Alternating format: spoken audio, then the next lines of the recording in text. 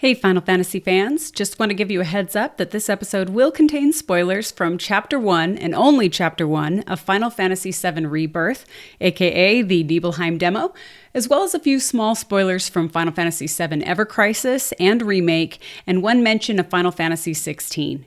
If you'd like, you can check the episode description for spoiler timestamps.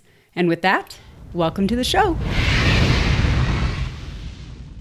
Do you remember why he's acting and looking a certain way? No idea. Okay, so this is like okay, so you don't know exactly what I'm talking about. Not this specific detail, right? Okay, yeah. I played 7, I know the plot, but as far as this, who knows? Okay.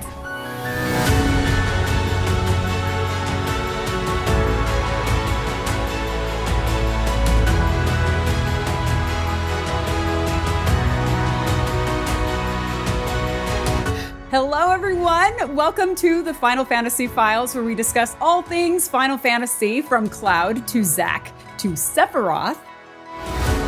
My name is Jolie Hales. And I'm Ernest De Leon. And today we're going to go through our initial reactions to the first part of, drumroll please, the Final Fantasy VII Rebirth Demo. So this is the Nibelheim section, okay? Where Cloud recalls his experience traveling to Nibelheim, which is his hometown, right?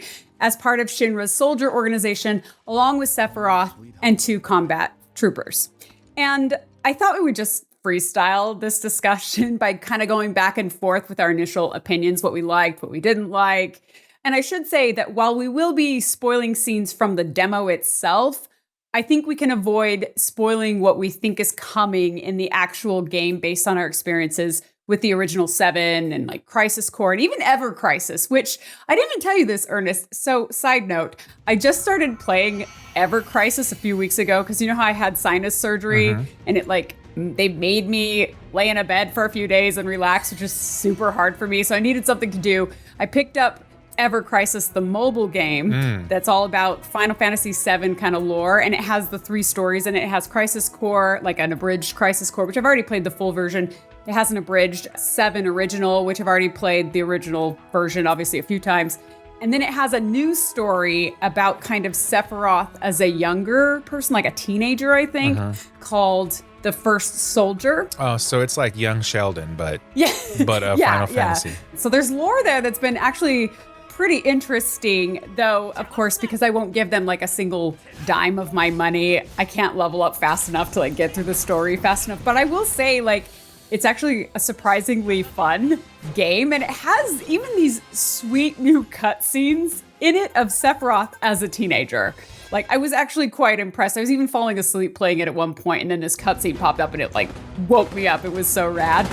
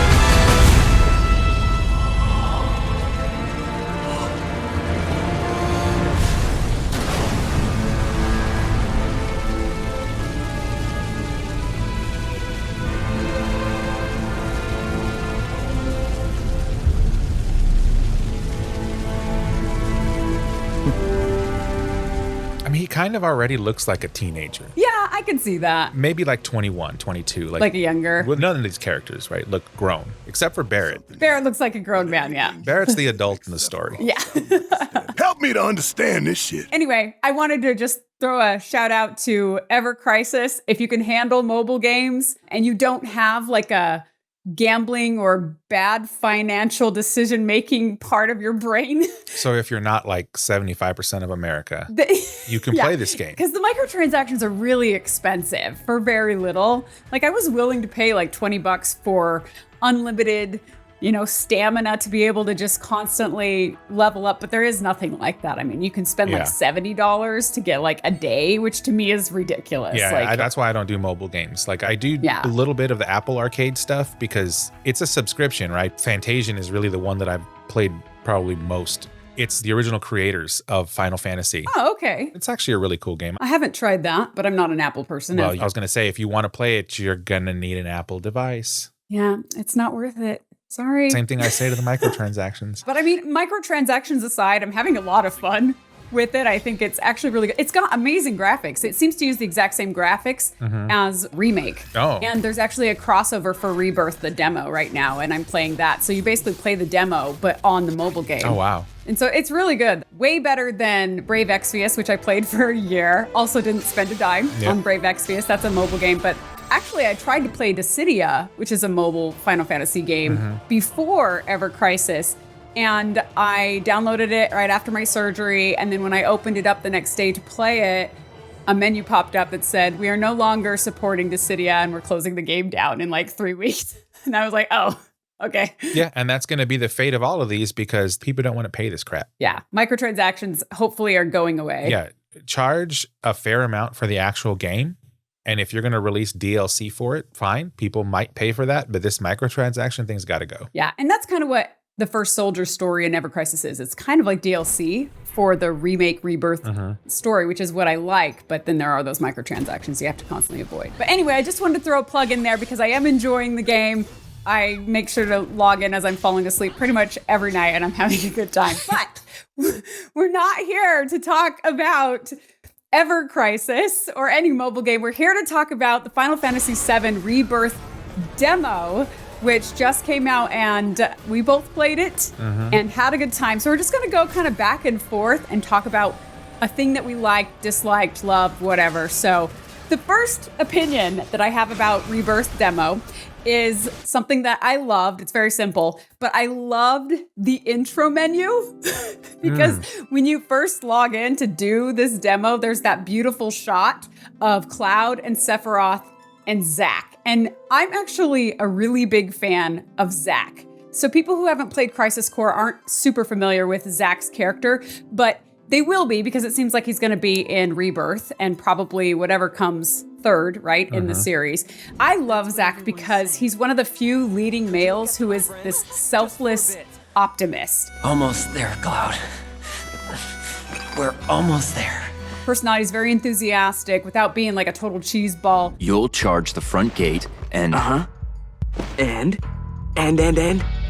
Indulge yourself. You got it.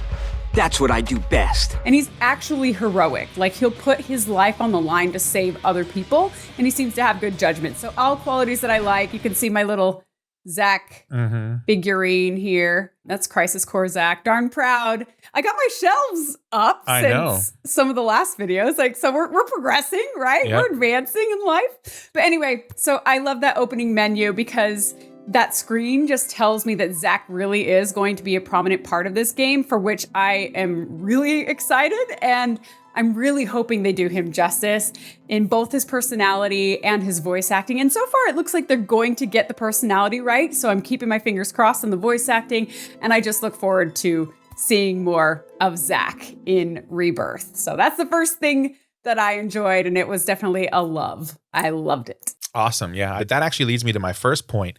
Now, remember, I should caveat this by telling everybody I was supposed to have played this like when it came out.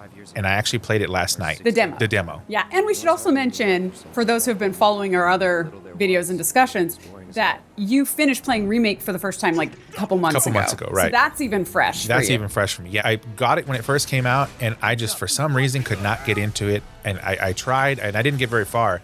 Then I just gave up on it. And then it was later when you and I were like, hey, let's do this, video podcast thing. I was like, okay, well, now I actually have to play it. So I had to force myself to play it. And I went, and the second time through, I don't know what was different, but it just gripped me. You loved it. And I was like, wow, this is amazing.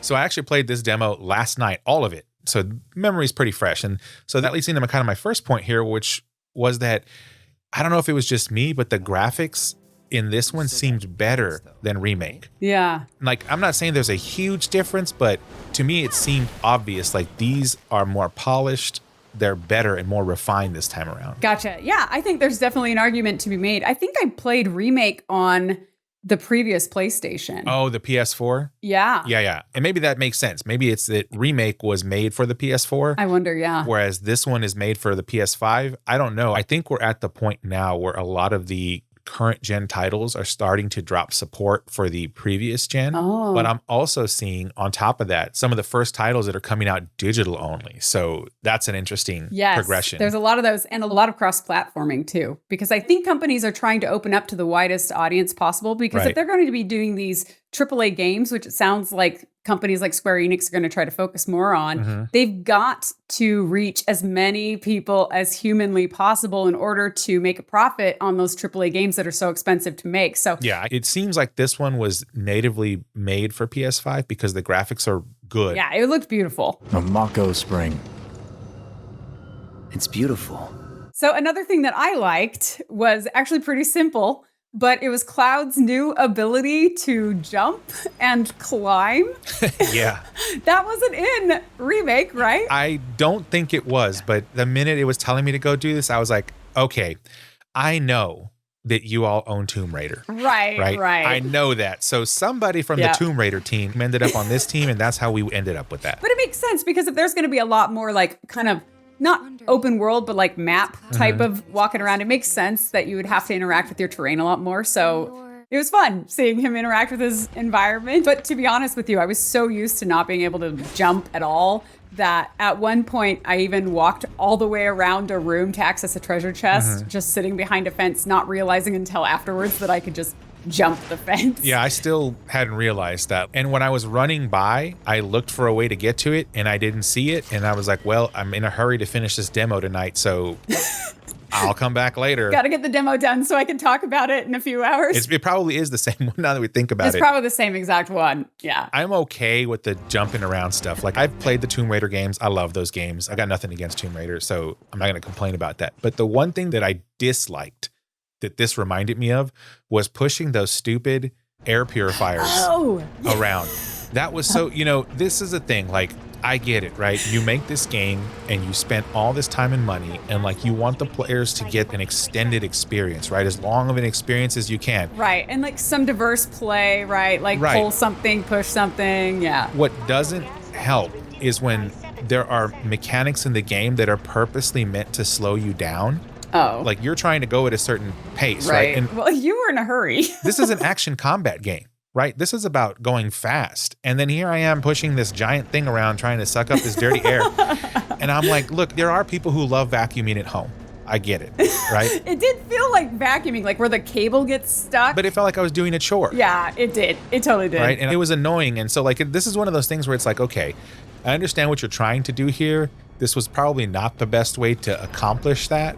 So that was just one thing that annoyed me. And the reason that piggybacks onto your climbing thing is that while climbing is a cool mechanic, it also slows you down.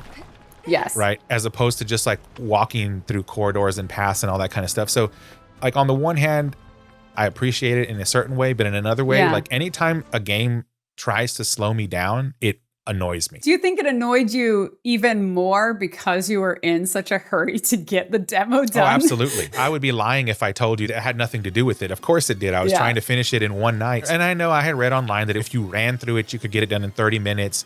But it's 30? Oh, dang. But it's about 90 minutes.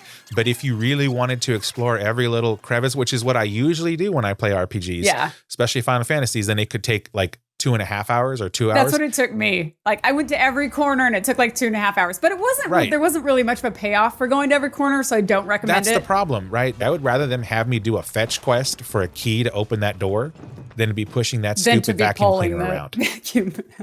Wasn't a big fan. No, not at all. Yeah, it was kind of annoying, but it didn't bother me as much, but I was also able to take my time with the game. Yeah, the next thing you know, they're going to have like Dyson slapped on the side of that thing, and it's like a co-branding opportunity. So I was like, calm down, guys. Remember Cup of Noodles? noodles from Yes, Final cup of Fantasy noodles 15. from was it 15? 15. Yeah, It was everywhere. The cup of noodles. If you take something already delicious like cup noodles and add in the finest, freshest ingredients, what do you get? The ultimate flavor experience. And so was Coleman. Yeah. On all the camping gear. Yep, Coleman on the camping gear. Yeah. Like somebody got paid clearly on that one. They leaned into that hard. It was actually kind of entertaining. 15 wasn't that bad. I mean, I thought that was kind of funny because those are like kind of tongue in cheek. Yeah, it was kind of hilarious. As opposed to like, there was a certain era of racing arcade games where they were putting advertisements all over the buildings and the course. And I'm like, okay, this is ridiculous. Like, we need to dial this back. Product placement, if done too much, can be so cringy that it actually detracts from the quality of the game. So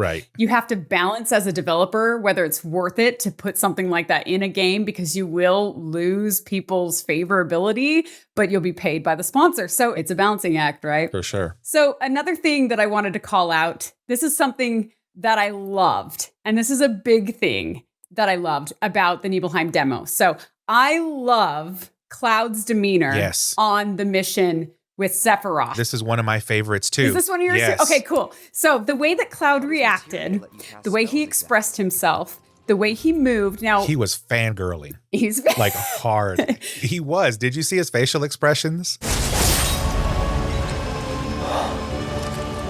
It was all purposeful though, right? So, okay, since I've played the original game, 7 from the 1990s, and I suspect that the demo is following the same plot line, at least at that part of the game, right?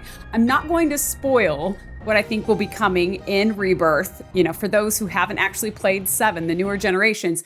But for all those who know what I'm talking about and who may have even played Crisis Core, pay special close attention to the way that Cloud talks. Except the planet's huge. Mako will never run out, right? And the way that Cloud acts. Thanks. Sounds like you were having a good time. And even the way he physically moves. I'll be careful. It is so deliberate and well represented that I loved the intricate detail that developers deliberately put there. That was awesome. You think? If this is how it's going to be, there doesn't seem much point in me fighting. I guess not. You leave it all to me, huh? My husband, Spencer, and I just kept celebrating Cloud's little gestures because he watched me play the demo. And every little gesture that Cloud gave during these interactions, or like little remarks that he said, we were celebrating because we knew the subtext and the backstory behind those gestures and behind his language, right? From knowing the original story. So if you've played the original 7 or Crisis Core and Crisis Core, and you know what I'm talking about, you'll probably notice, like you, Ernest, probably noticed what I noticed about what made Cloud's behavior so uniquely spot on throughout this demo. And if you have no idea what's coming, just pay attention to Cloud throughout this demo or this chapter in the game, right? Because it will pay off for you later. And I mean, that's all I'm going to say. So I don't want to spoil it. So the great thing for someone like me who has the type of job that I do every day is that I forget things all the time. So I remember vaguely like the overall original 7 game, but the intricate details and all that, don't remember any of it. Oh. So like I'm almost experiencing 7 for the first time again. Okay. Right. So for me, this is great. I love it. And this is one of the reasons I love JRPGs is, again, as long as I put it away for like 5-10 years and come back to it, it's like playing it all over again. That's true. Except for the ending, because you can't experience that twice. Like you always remember the ending again. Yeah. I'm telling you, for our listeners, if you haven't gone and watched the YouTube videos on people playing Final Fantasy X for the first time and getting to the ending, it is gold. It is YouTube gold. You need to go find it. You will get stuck in that rabbit hole for hours. And especially if you're of the vintage gaming generation like myself, where you experienced it at the same age these people are now at experiencing it for the first time, you remember what it was like, and it's amazing. So yes, Cloud's performance is amazing in this one. I will give him credit. It was one of the things I wasn't too enthused about in Remake.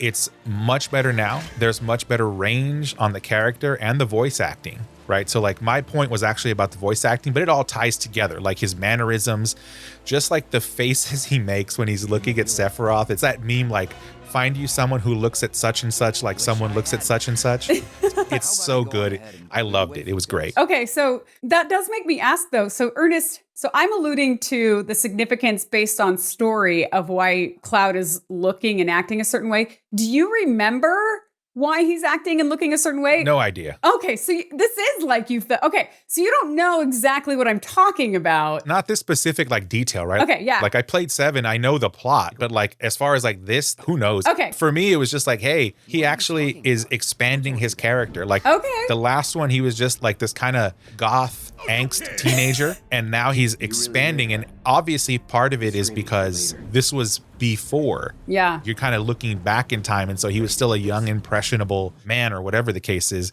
He wasn't jaded by life yet, right? So like, Yeah. but it was great. Yeah. I loved it. You're a fan. As a fan of the series, I'm like, this is great. It's better than what it was. Well, he definitely is more animated and more energized. That's very deliberate. That's kind of what I'm calling out here. Right. But I tended to really like Cody Christian's performance in Remake. I think it's actually, somebody mentioned on one of our YouTube videos, somebody commented, and I totally agree with this person, that subtlety is actually more difficult to play than being like angry or really emotional. I'll buy you guys some time. I can stay here. Back you up. Barrett. I'm asking you. Please. I thought that he played that well. I know a lot of people, yourself included, disagree with me on that. But you can tell, to the point of this particular discussion, that is different in the Nibelheim demo. Mm-hmm. And I guess what I'm saying is it's deliberate because of what's coming next. Oh, I'm certain. I believe you. I'll just leave it there. I don't know what it is because I don't remember Right. anymore. No, I think it's awesome that you don't remember that. So you're going to be experiencing this for the first time, basically. At a certain point, I will put the pieces together. Yeah. And be like, oh, wow, that makes sense now. Yeah. I'm excited for that moment. Me too. You're practically panting. I'm excited. Such a puppy. So the other thing I liked was that the music was really good in this one too. This way. You said you wanted to be a hero. Wish I hadn't. It thinks we're after Materia. Someone should tell it we're not. That's always so good. It's always so good. Well, nowadays, right? Like, I mean, there was some spotty times in the history of Final Fantasy. There's some Crisis Core music that's blech.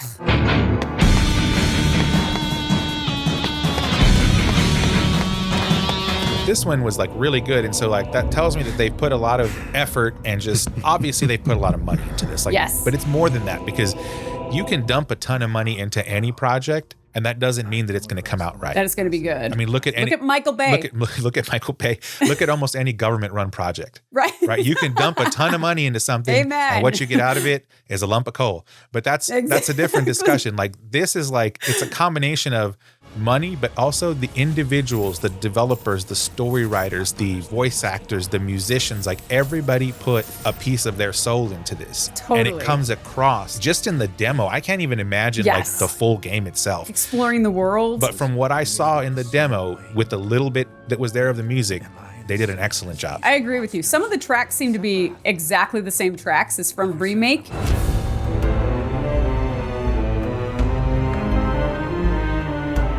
But most of them were tweaked a little bit, or there was completely new music. And it makes sense that they would carry some over because it's that same kind It's of the same story, yeah. Yeah, same story, but it was awesome. And I'll just piggyback on that. The production value, like you said, totally amazing. When my husband Spencer and I were playing through this demo, I think Spencer put it best. So, you know, when you go into the hotel and you meet the martial arts master, and he gives you like, it's like this introduction that's ridiculous and over the top, and it kind of falls into this cartoon-like territory.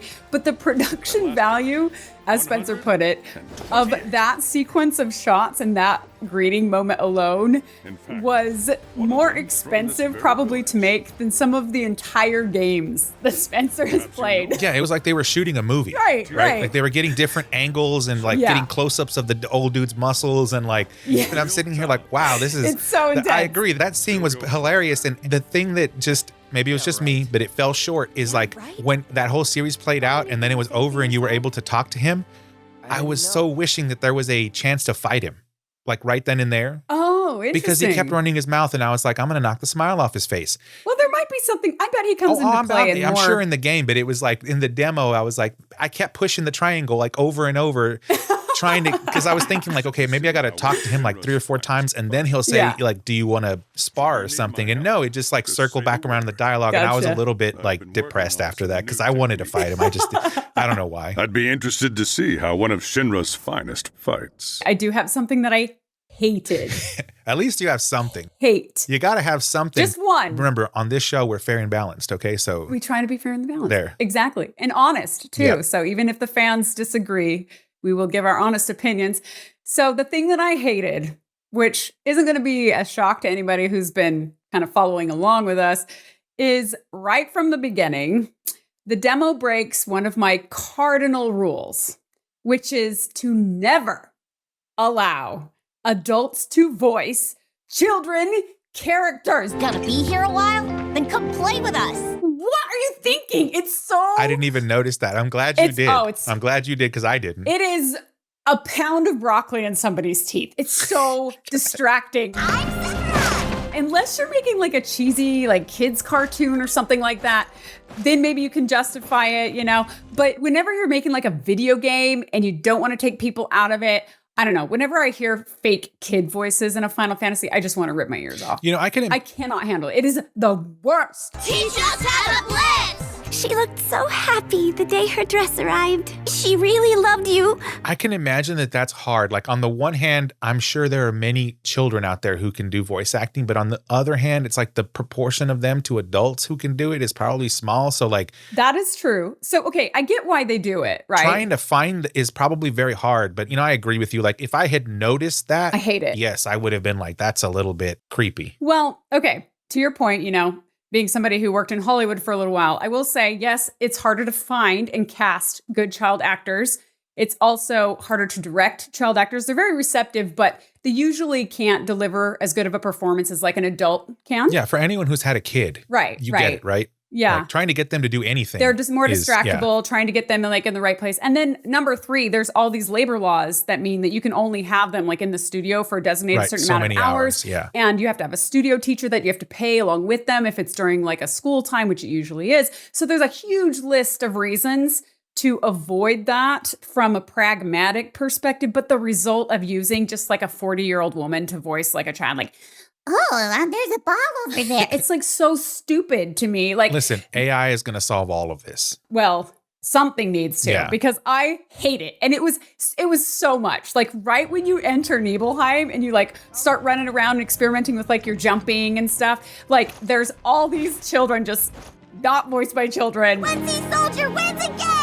Well, you know what? I will say something about that though, because I actually find the character, like the random character dialogue to be just distracting and annoying in general. Hey, are you like a famous person?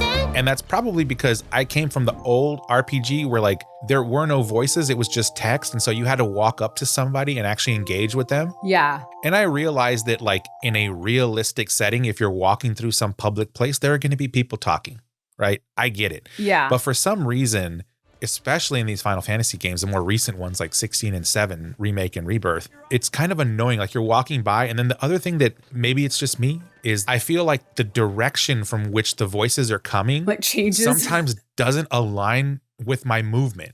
Because I feel like I'm walking by and then I hear them like behind me, and then all of a sudden it's like they're in front of me, but I didn't change direction. Do you play in surround sound? Not really, but I have earbuds in, so. Okay, so you can tell distinctively like which right, side. because I have like these Shure earbuds. Yeah. It was just kind of awkward to me, but in general, just that like whole like random people talking, it's distracting to me. I'm mixed on the NPCs talking. So I actually really like the idea that you just have to go near somebody to hear what they have to say instead of having to like select them.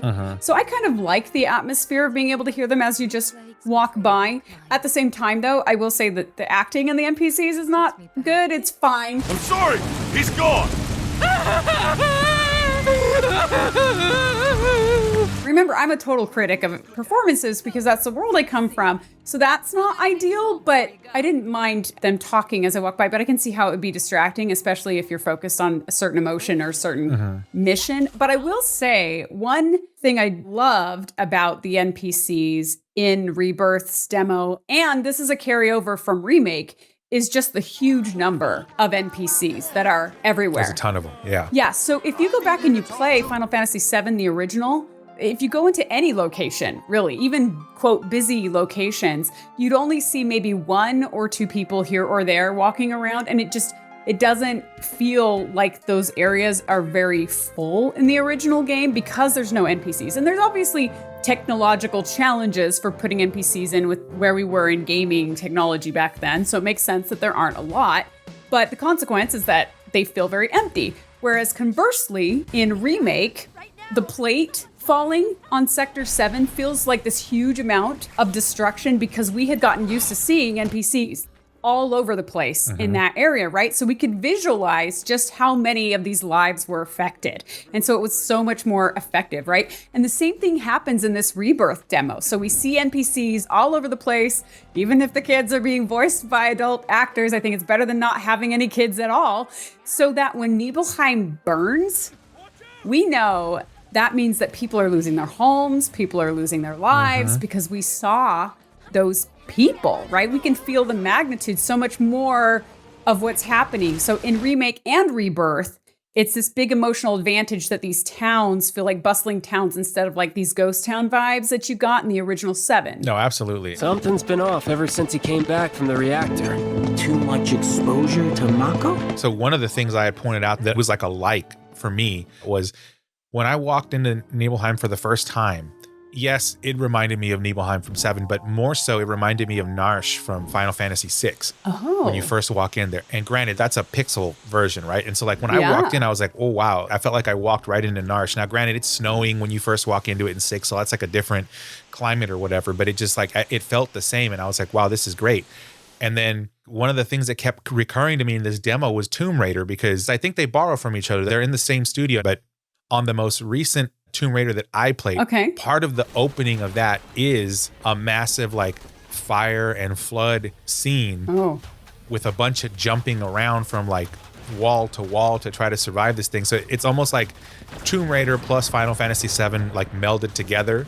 I feel like Tomb Raider took the influence from Nibelheim burning when they kind of made that scene. Oh, isn't that interesting? And then Final Fantasy borrowed like the stuff for jumping around. Like if they end up like giving me a pickaxe and a rope at some point and have me like climbing ropes and swinging around, then I know for sure like we got the Tomb Raider team working on this. That's what's happening here. Well, think about how interesting that concept is, though. So, like, 7 Original has Burning Nibelheim, influences Tomb Raider, influences the remake of 7 Original in Rebirth. Right. Like, that's so fast. It's like influencing itself. You know, I don't know. I think that's cool. Yeah, they're all in the same, like, company. I don't know if they're in the same building. So I'm sure there's cross-pollination of all this stuff. That's fascinating.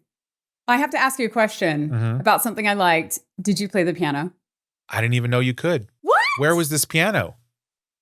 Now, I admit, I was running. Yeah, you wouldn't have had time to really explore this. So I didn't even notice this piano, but no, I did not play the piano. Okay, so if you go into Tifa's house and you go upstairs, there's a piano that you can actually play, and it's kind of a mini game, like the controls there. And I think, if I remember right, you can play it in the original 7, which is probably why they had the piano in Rebirth. I mean, it makes sense. Right? You know? But again, I don't remember most of 7.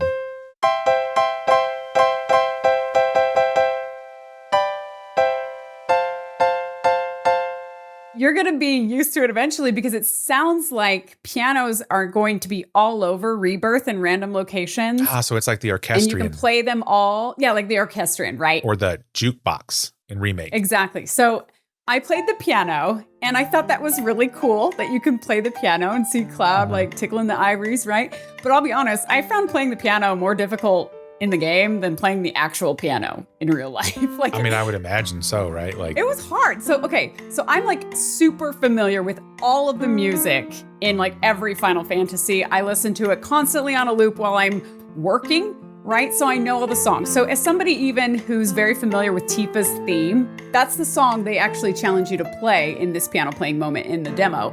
I could probably plunk out Tifa's theme on my actual piano without any issues, right? But there was something about like the way you have to roll the wheel around or move it up and down, and like the rhythms seemed a little weird with the helper lights, and you don't know what I'm talking about because you haven't done it yet, but you will. I know what you're talking about, because remember, it had to be 7 Remake, where you're all standing in that control room and everybody's trying to move those sliders up and down. Oh, that was the worst part of all of Remake. 3, 2, 1. Shit!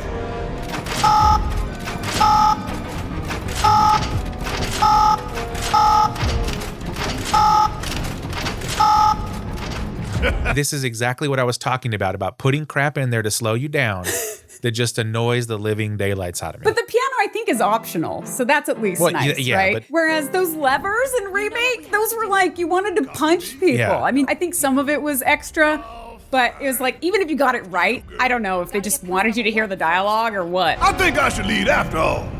5, 4, 3, 2, 1, go! Much better. I also feel like several times I got it right and it told me I didn't. Yes, that's exactly how I felt, and that's how Spencer felt too. I'm not saying like I'm amazing at these kind of games, although I've been playing them for over 30 years. No, but you're good enough to where you shouldn't. But I'm good enough to know like, no, I got that right. Right. That was the game not cooperating. Yeah, so anyway, I don't think I figured out how to play the piano right, because I didn't spend a ton of time on it. Didn't do super great, but I thought it was very interesting and kind of a fun little thing to throw in there. Awesome. Another thing I did, because I knew that I had to finish this really quickly, and honestly, I probably would have done it anyway because I play these games for the story, not for the other stuff, is I turned it on the auto combat mode. You're not controlling every single little aspect of the combat. Yeah, I remember you saying you used that. I didn't try it, so I don't know. What was it like? So this thing has like kind of 2 toggles, I guess. Okay. One of them is like easy versus normal. The other one is basically like manual versus automatic. Like if you're thinking about a car, right? Like that's kind of the 2 differences there. Yeah. And so I picked easy mode and the auto combat. Oh, no way. You're like, I'm going to fly through this puppy. I was in a hurry, right? So like, it was like by the time I actually sat down to play this thing, it was already 10 o'clock at night. Oh, yeah. Because I had like a bunch of other stuff I was trying to get done before I could even do this. And I don't know what the difference is, obviously, because I didn't mess around with it between the different modes, but I would tell you like the concept of it was really cool. If you pick the auto one, you focus on executing commands as opposed to like controlling all of the combat. So basically, you pick what you want to hit and you can actually swing the sword if you want to.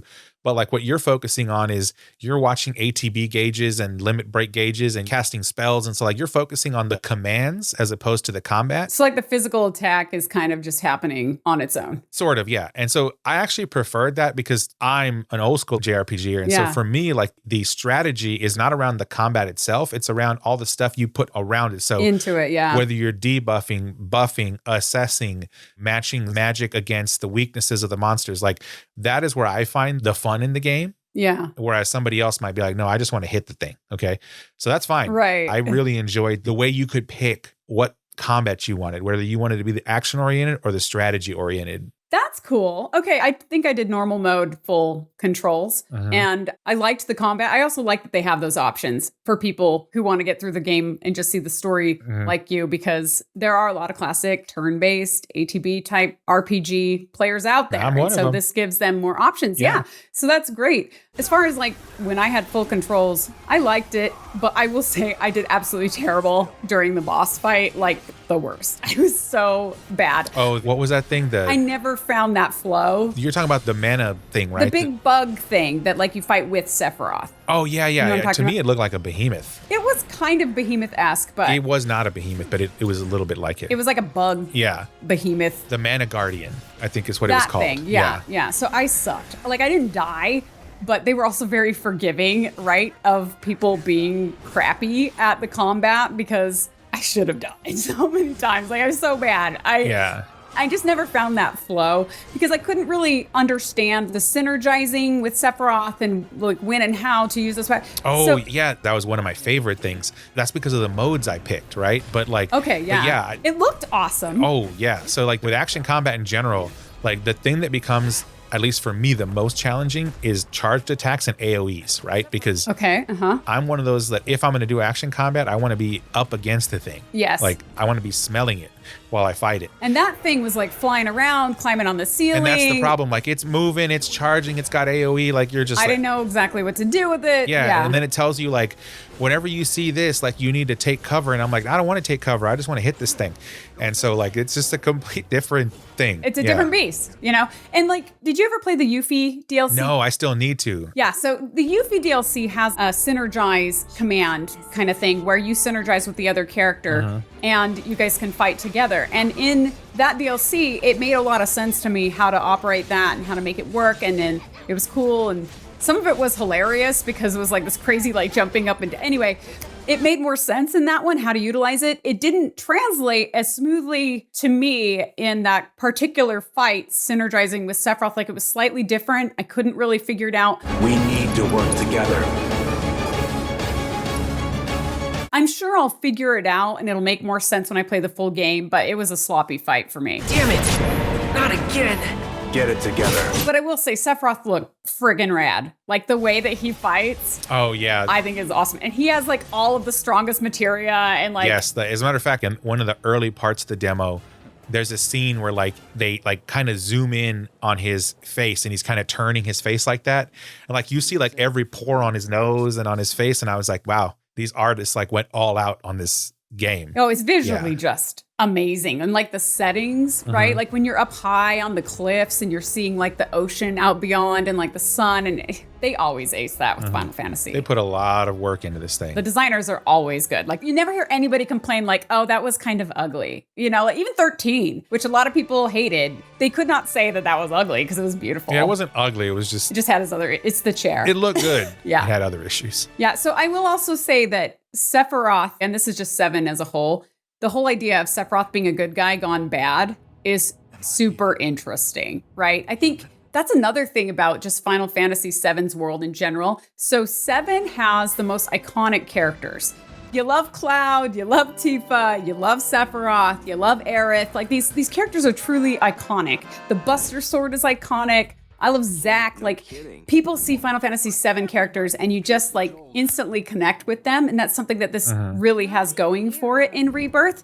Whereas if you look at 16, well, I think that the performances for voice actors were much stronger, I'll be honest, even in comparing this demo. Part of that is because Japanese was recorded first for 7 Rebirth and Remake versus like 16, it was optimized for the English audience and English was recorded first. The acting is better for English speakers in 16 by leaps and bounds in my perspective, but you don't connect with the characters as well in 16 as you do with the 7 characters, right? So Yeah, they're writing for the story, right? So like obviously it was good for 16, but like for 7, the investment level with each character is much higher. and you have nostalgia on top of that. And I think it has to do with the actual story, like the plot line. Like you look at 16 and like it's got a good story and it's got a good plot. No one's going to complain about that. But like 7, there's just something about the parallels are so close to modern day humanity that like those characters could be in our modern day world and it's plausible. Whereas the ones from like 16, it's completely like a medieval fantasy type thing, right? Yes, medieval. And then you got Ultima, who's not really a relatable villain, though there are interesting aspects of Ultima. He just wasn't fleshed out, and I think time and budget cut a lot of his. Well, he's also a god, so like there's not much to do there. So it's like, how do you relate to that, right? See, this is one of the reasons like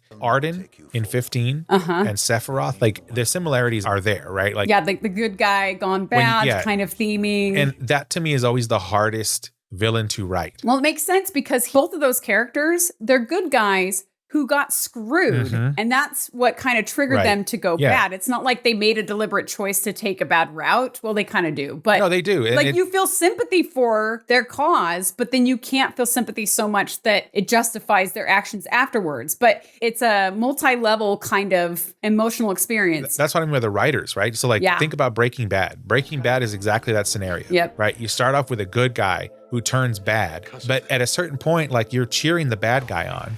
And then you're like, whoa, what am I doing? Like this is Like, this guy's doing terrible things. Why am I rooting for him? This is exactly the same thing that happened in this game. So like even with original 7, this was a known part of the story. Yeah. Like everyone knew that exactly that he was once a decent individual and then turned, right? And so like this feels like it's preparing the audience for that turn, Yes. right? Like, you know it's coming. You know it happened already because you played Remake. Right. But this is kind of setting you up for like the payoff as to like why Sephiroth is Sephiroth. Yeah, that's why I like the first soldier story in Ever Crisis is because it shows more of Sephiroth as a young person being like a good guy who kind of just had some rough things happen to him. Anyway, yeah, I totally agree with you.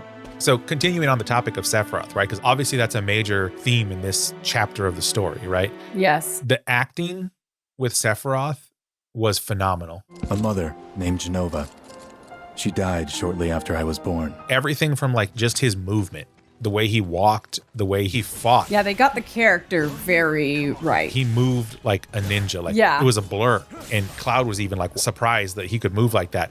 But just the voice acting itself, like the confidence in the fact that he knew he was virtually indestructible. Yeah. The whole like persona just oozed out of this character in this demo. And I was like, wow. Yeah. They did a really good job with that. I was kind of wondering what they were going to do with his katana, right? Because like if you look at original 7 versus some of the concept art, and then you kind of look at like later renditions, there's the difference there. And they went all out. They were like, we're going to make this katana longer than he is tall. Right. And he's going to carry this thing around. There's no way for him to sheath this thing. He's just going to carry it, right? Like that's how it's going to go. Yeah. And I was happy to see that. But I just felt like that character, they put so much attention to detail into it in this version. So much so that like the portion towards the end where you see him lose it, it's perfect. There were some annoying things in there, like having to crawl on the ground. Yeah, I was going to say, like. I'm tired of it by that point, right? But just the visuals of watching Yes. Nibelheim burn Yes. because he lost it, right? And then the end where he like walks through the flames. To me, it was like the writer saying, you think walking on water is cool? How about walking through fire? Right. Okay. And having it not touch you. And then it all came together at the end of that demo. I've always said that when you play JRPGs, especially Final Fantasies, you will know suffering, you will know pain, you will know torture, right? So you will go through some flames that will reforge you. And when you come out on the other end of playing a Final Fantasy, you are a different person. That's a really interesting way to put it. I like it. Than when you started it. Just like when you walk through a river and you walk back, both you and that river are not the same person or river both of those times. Interesting. Well, So this ending was just like, I couldn't have written it better than they did. They just nailed it. yeah, they did a really good job. With that character was just like, they did a great job. Yeah, and that's actually one of the things that I have on my list as being something I loved as well, is the final scene when Nibelheim is on fire. So that's really the first time you get to really feel how messed up and evil Sephiroth has become. Right. But also how powerful he is. And how powerful he is, because he's walking amidst flames, like you're saying, right? And these are flames that he basically started. And it's not just that you see everything aflame at hand, but you watch him murder innocent people right in front of you, which is really intense. So even people who are trying to help you, like the guy who reaches down to like give you aid and then Sephiroth comes over and just kills him. I mean, it really makes you realize how terrible Sephiroth is, right? I mean, Sephiroth is considered like the GOAT of Final Fantasy villains by many people, right? Even though you'd probably say that Kefka is more. For sure. But this was the moment where he flipped to become a Kefka. Yeah, this is the culmination, right? And we see it in this demo because we know he's bad news. In Remake, we know he's bad news because they keep flashing to him and we know that there's this evil Sephiroth character, right? But in this scene, we really see how bad he is. And I think they did a really good job making that feel more personal. So a couple things I wasn't a huge fan of. So when you first walk into Nibelheim, you hear people say, Sephiroth did this, Sephiroth did this. Sephiroth did this? Oh, it was him, all right. And he's still here. If your house and your town is on fire, you're not going to be talking about who did it. You're going to be talking about, let's get everybody out of here and keep everybody safe and then talk about who did it afterwards, right? So that was a little bit unrealistic, but I get they did it to try to make sure that you understood that that's what happened. So, you know, on the nose, fine, not a big deal, small critique. Then when you get injured and then you're like walking, there was so much limping. Like when you have to limp through that building. It's like, do I really have to do that? That's so far. That's another one. I'm telling you, like, and the thing is, like, this game's already made, right? So it's not like the developers can go and fix this, right? Now, this is one of those things where it's like, oh, you don't have to do this, right? Yeah. Like, Yeah. I get that it's like building suspense, but it was a lot of that slow limping and you're just like, oh, just get to that house already, right? You don't even have to do that. You could have literally just animated him crawling. Yeah, it sounds like a lot of people had some issues with it. Without us having to push the buttons. It wasn't like a huge deal for me, but it was like, oh, come on. But I actually liked the crawling. I thought the crawling was cool because they framed it so that you saw from like you were Cloud, right? You were watching this unfold with Sephiroth, and I liked that. Although, I will say I did find myself yelling, just shoot him. Oh, yeah. At the townspeople. It's like they just stand there with these guns pointed at Sephiroth. Yeah, they all got the guns pointed at him, but they're afraid to pull the trigger. And it's right, and like he's holding just a sword, right? And I know that he's like the super soldier, right? But not only did no one like try to fire a shot at him, but they all also stood in like easy range of his sword. And I'm just like, somebody try to shoot him, show it bounce off his armor, whatever. They just like stupidly allowed themselves to be butchered by this super soldier. Exactly. And also that katana, like they drew that katana so big that he could have just hit him from the other side of town. Somebody should have at least tried to shoot or run away. Or, something. Don't just stand there like paralyzed. Yeah, I think they were trying to show like a heroic kind of townspeople thing, which I like, but like shoot him. That's heroic. Yeah, at least try, right? Do something. At least try. We know they're going to be dead no matter what, because Sephiroth's going to get to him and he's going to win. But just fire the gun. But the way they framed that final scene was interesting to me because as we were talking about kind of the mannerisms and especially the facial expressions earlier on where he was like, again, fangirling over Sephiroth. From the beginning to the end, no matter how you look at it, Cloud was looking up at Sephiroth. Yeah. One was good and one was not. So isn't it interesting though that Sephiroth doesn't kill Cloud? And that goes back to some other story stuff that will be revealed. I was going to say, it's not interesting to me. Like there's a reason he doesn't kill him. Yeah. But yes, if you are new to this series or game, I guess 7 at all, yes, you probably are wondering why on earth did he not kill this kid who was a subordinate to him in Soldier, right? Who clearly did not have his skills. What's going on? If anything, it should hint you in, right, as a player that there is a purpose for Cloud. There's more to this. And there's more to this story. Exactly. And it'll be interesting to see how they twist things now that we know that Zack's going to be a part of it more. And there's crazy stuff coming that I'm really excited to see. So here's a little nitpick thing. And in hindsight, it's completely understandable why this was. But what kind of annoyed me was in the very beginning, right at the point where you're able to go into your first combat, I immediately try to go into the menu and start changing materia and do all this stuff. And it told me I couldn't. And you can't. And I was like, what do you mean I can't? I just played all of Remake and could do whatever I wanted. And then I get to Rebirth and you're like, oh, you can't touch the materia yet, or you can't do this or that yet. And I'm like, I understand. It makes sense, right? There will be new players who just picked this up, right? It'd complicate the demo. And I get it, but it was just annoying that like... you were used to it. I could access the menus, but I couldn't do anything. All I could do is like play out this predetermined path. And again, totally understandable. Just annoying to me. I can see how that'd be annoying. But thankfully, that's something that will be resolved when we actually get to play the real game. Oh, I was already swapping materia out by the end of the demo. Yeah, me too. It was just in the beginning, it wouldn't let me do anything. And I was like, come on, man. I had the same thought. But I did get a little jealous when like Sephiroth joined the party and I opened up the menu and I see like his materia loadout. Right. And he had awesome materia. Versus mine. And I was like, man. Yeah, I was super jealous of that too. And that's the other thing is like just the breadth of abilities available to Sephiroth versus Cloud is so much that when you get to that point where it tells you Sephiroth is leading the party, but you can make Cloud the leader if you want to. I was like, no, I'm going to be Sephiroth. And I went with it. I was all in at that point. I did the same thing. Though Spencer went back to Cloud. Spencer didn't actually jive with Sephiroth. You know, I probably would have done that if it wasn't for right before that. I saw the loadout between the two. And I was like, no, I'm taking Sephiroth. So powerful. The other one is like, I'm walking into a war with a slingshot. Yeah. And this guy over here is like, I'm walking into a war with a tank. You know who to bet your money on. It was awesome. Yeah, it was so cool. He fought awesome. Yeah. His limit break. Oh, yeah. Was really rad. Watch and learn.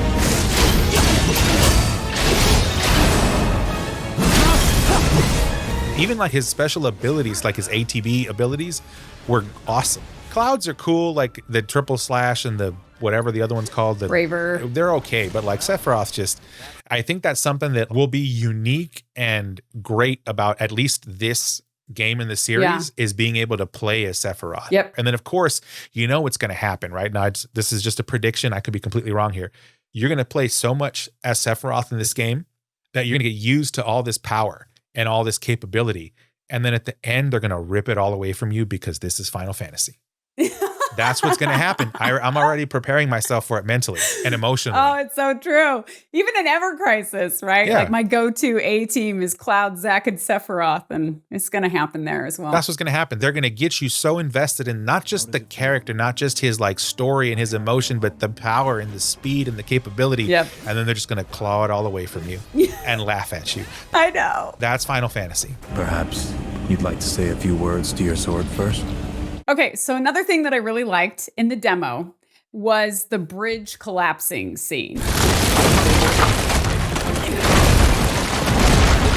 Tifa, are you okay?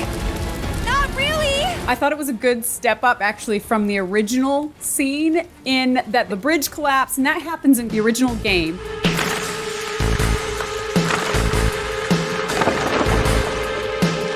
But in the original game, they crashed down onto rocks below, and in this, they crash into a river. And I love how one of the troopers was carried away by the rapids, and not only does Sephiroth try to catch him, right, and save him, but then he spends like 2 hours looking for him after the fact. And then the group has to move on, which I thought was really good because it shows, again, that good side of Sephiroth, the one who cares about his team, which is great because it juxtaposes so well against the evil Sephiroth that we see later in the demo, right? And the 2 hours of searching for this lost trooper is a lot more compassionate than the original game where the group falls to the rocks below.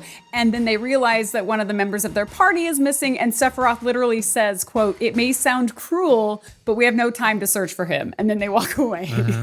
So it doesn't quite have the same impact emotionally there, right? Whereas the Rebirth approach of showing Sephiroth as a more like compassionate leader who cares about his party makes that fall from grace into evil that much more impactful, right? Yeah. Because we see that big distance, right? The more the game can have us love and relate to Sephiroth before he goes to the dark side or whatever, the bigger that emotional impact is, and the more we'll be invested emotionally in this whole story. So I thought that was really cool. Yeah, there was something in that scene too that I don't know if you noticed it, and it could have just been me and my eyes or something, but they fall into the water, and I don't remember if it was the first or the second trooper that Sephiroth tried to grab, because I think Cloud grabbed the first one, if I'm not mistaken. Cloud grabs the first one, at least in the demo. It was the second one then. And it's a good thing he did. And it could have just been the animation, right? But it looked to me like Sephiroth tried to reach out and realized his arm wasn't long enough. And I saw like this black, like Really? oily, almost like he tried to reach out with some kind of like black power of some dark power to try to get him. It wasn't just his black glove? No, this was like moving like oil or water would. Huh. I'll have to look closer. Again, it could have just been the water animation and it just looked funny. Yeah. But when I saw that, I was like, what is that? And then of course the guy like floats away. And the thing is like, this is Sephiroth. He's standing up in the middle of this like torrent of water.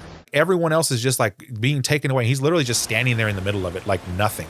So I'm wondering like, why could he not save this guy?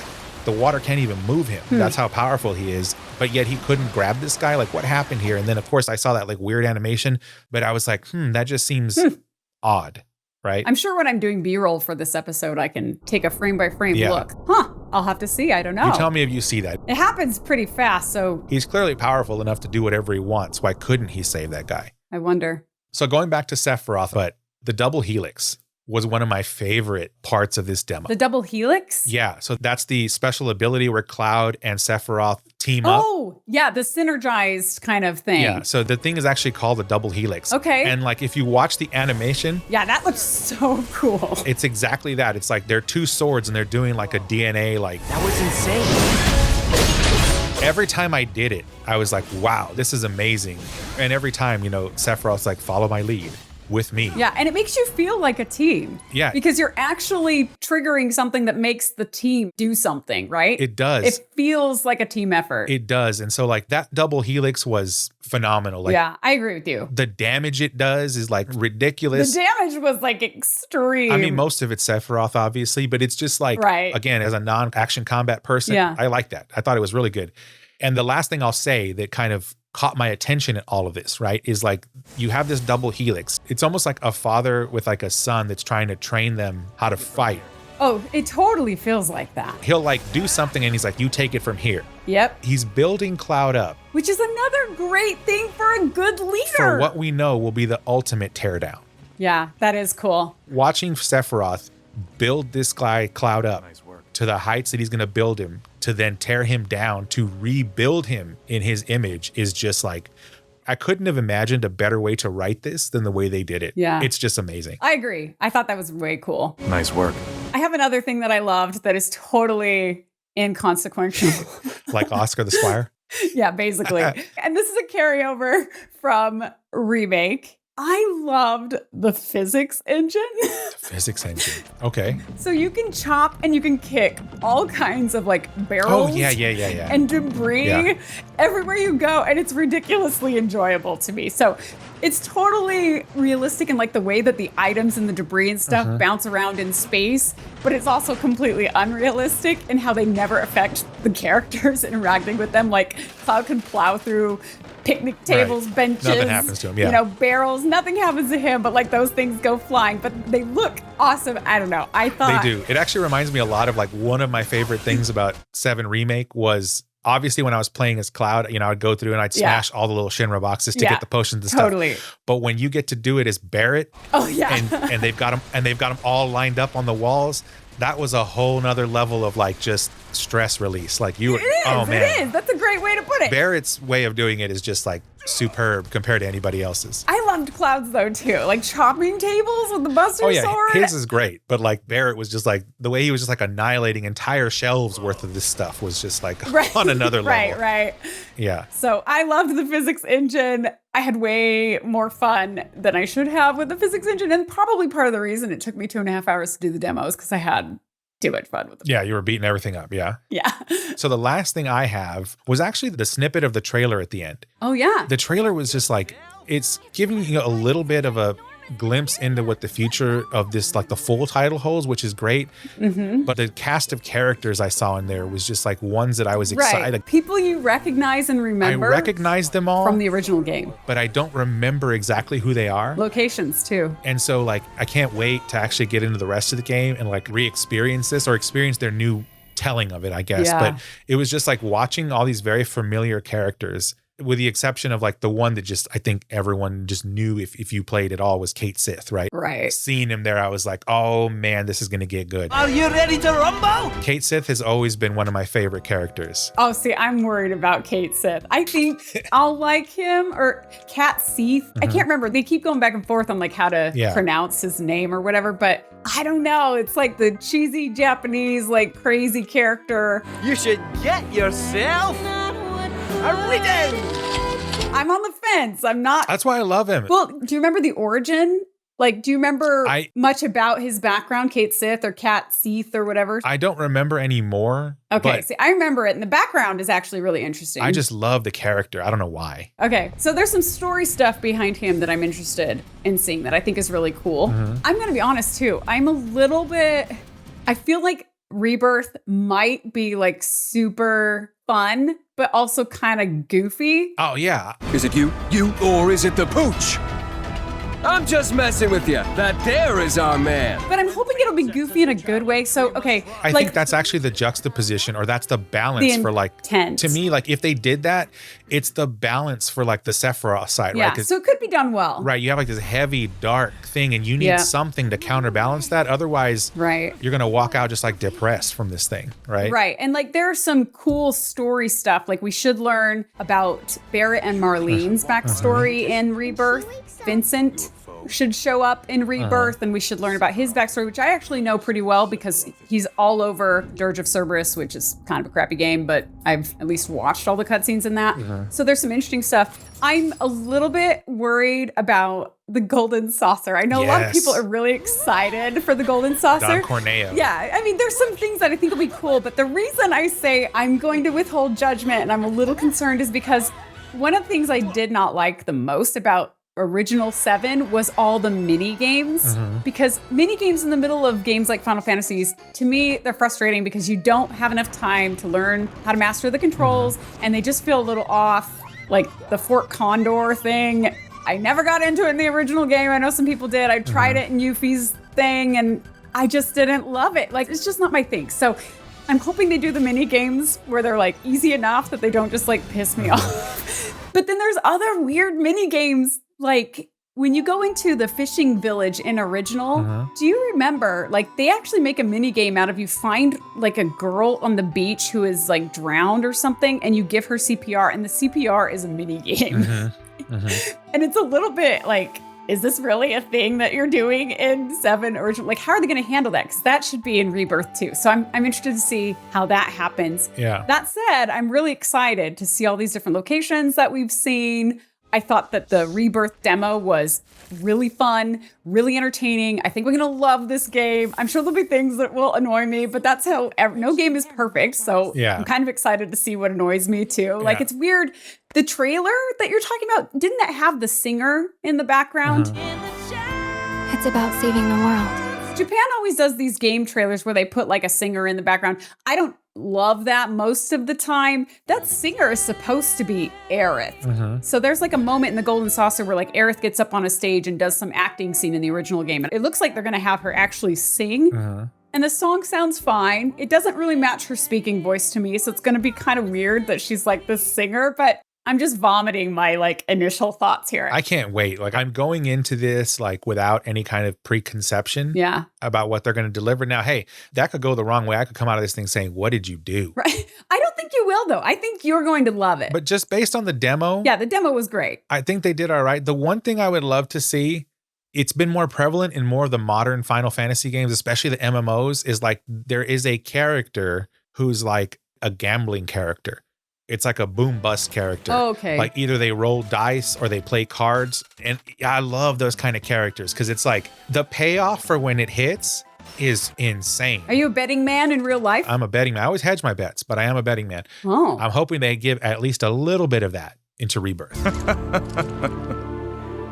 Why am I talking about this? Yeah, I thought the Rebirth demo, I mean, it's carrying over a lot of the best elements of Remake, right? So beautiful scenes, amazing graphics, amazing animations, fun controls, super likable characters. The Materia system is fun. Controls are still not perfect though. I'm not there yet, but I loved the controls in Remake when I played it in hard mode. The specific thing that gets me isn't even the combat controls. It's when you have to push the triangle to open a chest or open a door. You can be facing the thing and it's not there for you to activate it. Then you turn just a little bit where you're actually looking away from it. All of a sudden it pops up. Yeah, I get it. That's a polished thing, but it's like, it's kind of annoying. I could see that. But I think like overall, Rebirth looks really promising. I think the thing that I'm going to honestly have to do is I have to go into this game remembering the Remake world and how it's not the Final Fantasy 16 world. Because one of the things that I appreciated the most about Final Fantasy 16, not necessarily its M rating, I actually don't like blood and gore, but I liked the real feel behind the fantastic acting performances and the interactions of the characters. It felt very raw and real to me in a lot of ways.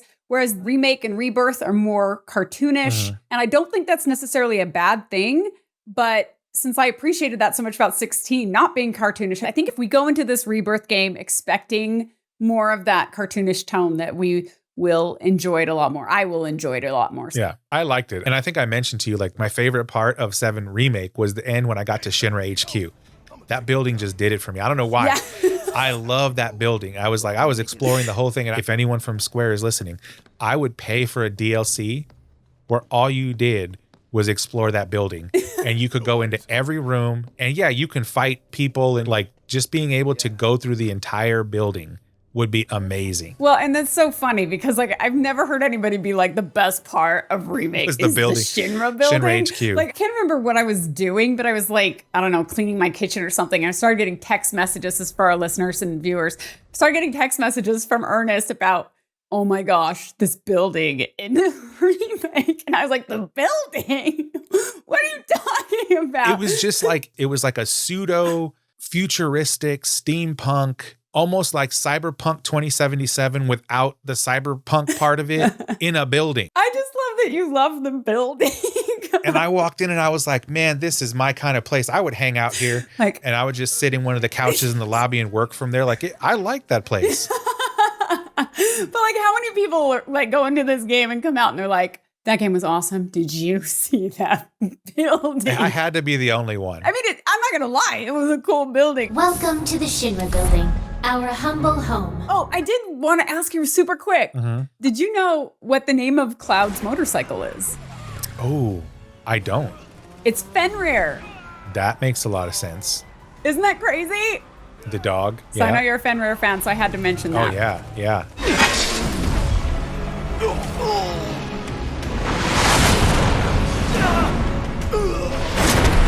Overall, demo was an A+. As far as demos go, because I played a lot of demos for games where I walked away from the demo, I'm like, yeah, I'm not playing that game. Like, that's the reality here. It was super fun. It made me excited to play more. Right. And let's be honest, I was going to play this game anyway, whether or not I played the demo. So I don't want to like paint that other picture. But what I will say is that as far as demos go, if I was somebody who was not used to Final Fantasy or this kind of game or whatever, and I played this demo, I think it would sell me on it. It was good. Yeah. Props to the developers. I think they picked the right chapter. Super interesting without giving too much away about what's coming. It had a good mix of interesting characters, dialogue, stories. The Shinra Mansion, I thought the Shinra Mansion was designed so cool. That's another one. What a creepy place. Not as cool as Shinra HQ, but definitely the cool. building. Yeah, the building was pretty awesome. And it's a common theme in like these Final Fantasy games is like there's always some subterranean thing where something not good is happening. Always. When they were like, I had no idea the basement was here. Never knew it had a basement. Was news to me too. Doubt anyone in the village had a clue. And I was like, really? How did you not Even know? in Remake, there's a ton of like under the ground like labs and stuff like that. You know it's down there. And then at a certain point, it turns into Tolkien, right? Where like the dwarves dug too deep and they let go of the Balrog. So that's how this plays out every single time. So it wasn't a surprise, but I did enjoy that they did that. It was good. And that creepy mansion's in Crisis Core and 7 Original. So when I saw it in Rebirth's demo, I was stoked. I want to take that mansion to the Golden Saucer and fight that thing like Hell House. Ladies and gentlemen, what is happening? That Hell House fight was ridiculous. You should play it in hard mode. I was like, this is way over the top. But after like about a minute of it, I was like, this is awesome. And I got into that fight. It was good. That's one of the best fights in the game. Yeah. For sure.